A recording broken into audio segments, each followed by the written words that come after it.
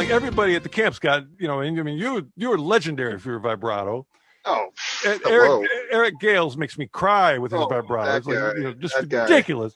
So, I want to try to get a little bit of that mojo by standing next to him and listening. And, Greg Howe, incredible. Tony McAlpine, incredible. All the cats are the real deal. And that's the thing is like, right now we're talking on Zoom and having the best time in the world. But, for playing, when you can get like close, I mean, you can watch you playing a gig and, you get a great vibe from it. But, at these camps, you get a lot closer. And that was the biggest inspiration for me as a kid. Like my uncle was a really good player, had really killer vibrato and just, played great in general. The fact that I could sit with him and see like, that's the target.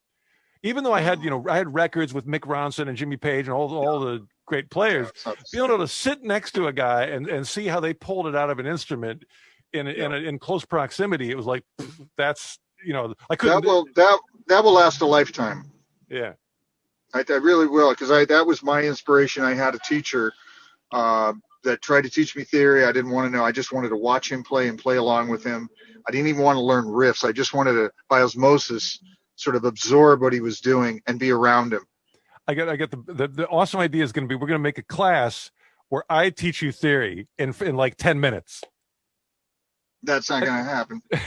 It's going to. Well, I will bet you $1,000 you can't teach me.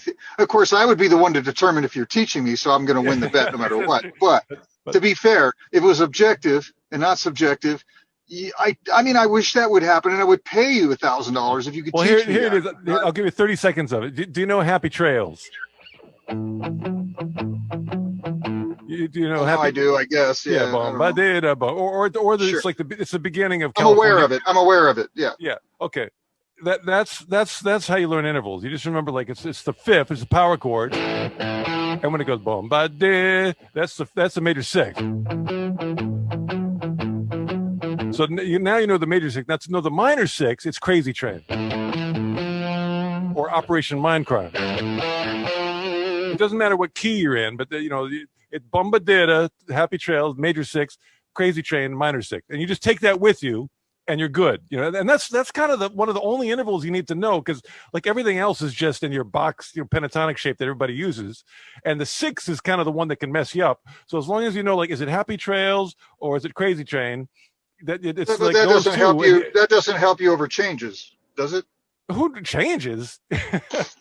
Mainly, as long as you know what your six is, Now that I know theory, do I still have to pay you the $1,000? Well, I'll buy a present with it. And then the other, of course, the trick is no sixth at all, which is often the best choice. And that would be, that might be like Stone Free. That goes right to the seventh. So it's just a label. You just stamp some numbers on your Hendrix tunes and you're set.